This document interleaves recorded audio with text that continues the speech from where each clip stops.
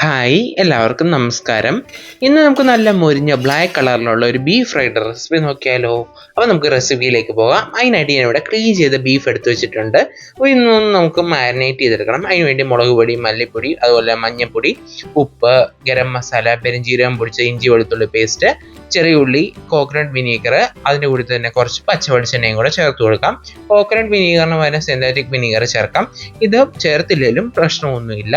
ഇതെല്ലാം കൂടെ നന്നായിട്ട് കൈകൊണ്ടൊന്ന് മിക്സ് ചെയ്തെടുക്കണം. കൈകൊണ്ട് തന്നെ മിക്സ് ചെയ്തെടുക്കാനായിട്ട് പ്രത്യേകം ശ്രദ്ധിക്കണേ. കുറച്ച് നെയ്യുള്ള ബീഫാണ് ഞാൻ ഇവിടെ എടുത്തിരിക്കുന്നത്. മിക്സ് ചെയ്തെടുത്ത ബീഫ് നമുക്കൊരു പ്രഷർ കുക്കറിലേക്ക് ഇട്ട് കൊടുക്കാം. ഇനി ഇതിലേക്ക് ഒട്ടും തന്നെ വെള്ളം ഒന്നും ഒഴിച്ചു കൊടുക്കണ്ട. കുക്കർ അടച്ചുവെച്ച് മീഡിയം ഫ്ലെയിമിൽ ഒരു 4 വിസിൽ വരുന്നത് വരെയാണ് നമ്മൾ ഇവിടെ കുക്ക് ചെയ്തെടുക്കുന്നത്. അപ്പോൾ നമുക്കൊരു 4 വിസിൽ വരുന്നത് വരെ ഒന്ന് കുക്ക് ചെയ്തെടുക്കാം. അപ്പോൾ കുക്കറിന് ആവി വന്ന ശേഷം നമ്മൾ വെയിറ്റ് ഇട്ട് കൊടുത്തിട്ടുണ്ട്. അപ്പോൾ ഇനി ഒരു 4 വിസിൽ വരട്ടെ. 4 വിസിൽ വന്ന് കുക്കറിൻ്റെ കംപ്ലീറ്റ് പ്രഷർ ഇപ്പോൾ പോയിട്ടുണ്ട്. അപ്പം നമ്മൾ ഇതിലേക്ക് ഒരു തുള്ളി പോലും വെള്ളം ഒഴിച്ചിട്ടില്ലായിരുന്നു. ഇപ്പോൾ ബീഫിൽ നിന്ന് നല്ലതായിട്ട് വെള്ളമൊക്കെ ഇറങ്ങി വന്നിട്ടുണ്ട്. അതുകൊണ്ട് തന്നെ ഇതിലേക്ക് ഒട്ടും വെള്ളം ചേർക്കരുത്. ഇനി നമുക്ക് ഒരു ഉരുളിയിലേക്ക് വെളിച്ചെണ്ണ ഒഴിച്ചു കൊടുക്കാം. വെളിച്ചെണ്ണ ചൂടായി വരുമ്പോൾ ഇതിലേക്ക് കുറച്ച് പെരുംജീരകം ചേർത്ത് ഒന്ന് പൊട്ടിച്ചെടുക്കാം. പെരുംജീരകം പൊട്ടി വരുമ്പോൾ ഇഞ്ചി വെളുത്തുള്ളി ചതച്ചതും അതുപോലെ തന്നെ കറിവേപ്പിലയും തേങ്ങാക്കൊത്തും കൂടെ ചേർത്ത് കൊടുക്കാം. ഇനി ഇതെല്ലാം കൂടെ നന്നായിട്ടൊന്ന് മൂപ്പിച്ചെടുക്കണം. മീഡിയം ഫ്ലെയിമിലിട്ട ശേഷം ഇതിന് നന്നായിട്ട് ഒരു ഗോൾഡൻ കളർ ആകുന്നത് വരെ നന്നായിട്ട് മൂപ്പിച്ചെടുക്കണം. ഇഞ്ചി വെളുത്തുള്ളി പേസ്റ്റ് ഒന്നും കരിഞ്ഞു പോകരുത്.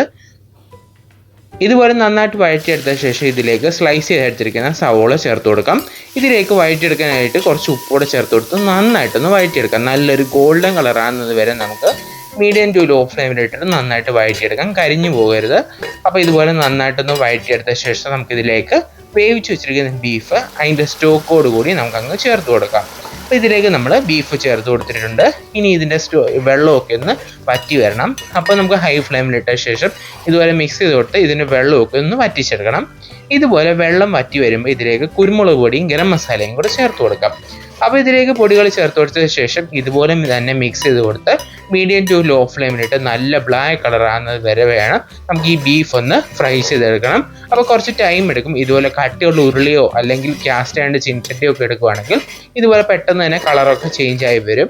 നോൺ സ്റ്റിക്ക് എടുക്കുകയാണെങ്കിൽ കുറച്ച് ടൈം എടുക്കും. എന്നാലും ഇതുപോലെ തന്നെ നമുക്ക് ഇതിലേക്ക് ചെയ്യാതെടുക്കാനായിട്ട് പറ്റും.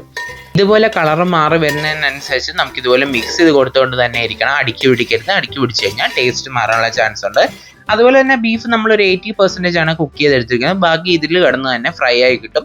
ഓവറായിട്ട് നമ്മൾ കുക്ക് ചെയ്തെടുത്തു കഴിഞ്ഞാൽ ഇതെല്ലാം കൂടെ ഉടഞ്ഞു പോകാനുള്ള ചാൻസ് ഉണ്ട്. അതുകൊണ്ട് തന്നെ ഒരു 80% ആകുന്ന രീതിയിൽ നമ്മളിത് കുക്ക് ചെയ്തെടുക്കണം. ഓവറായിട്ട് കുക്ക് ചെയ്തെടുത്തു കഴിഞ്ഞാൽ ഇതെല്ലാം കൂടെ പൊടിഞ്ഞു പോകാനുള്ള ചാൻസ് ഉണ്ട്. അപ്പോൾ അതൊന്ന് പ്രത്യേകം ശ്രദ്ധിക്കണം. അപ്പം നമ്മുടെ ബീഫ് ഫ്രൈ ഇവിടെ റെഡി ആയിട്ടുണ്ട്. നെക്സ്റ്റ് റെസിപ്പി വീണ്ടും കാണാം. Thanks for watching.